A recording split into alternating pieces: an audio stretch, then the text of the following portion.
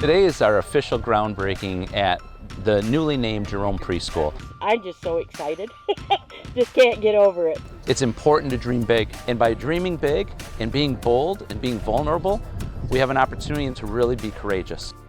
Come on, be bold, be bold. This project is a little bit unique because it's designed to bring STEM to our earliest learners. STEM standing for science, technology, engineering, and mathematics. You can still rise higher. Come on, be bold, be bold. Our vision is that this will provide an early childhood model that we can replicate not only in Saginaw, but across the state of Michigan and beyond. Really, we've made an effort to bring those elements to the design to support the curriculum that will be taught here. My goals, my dreams, my love.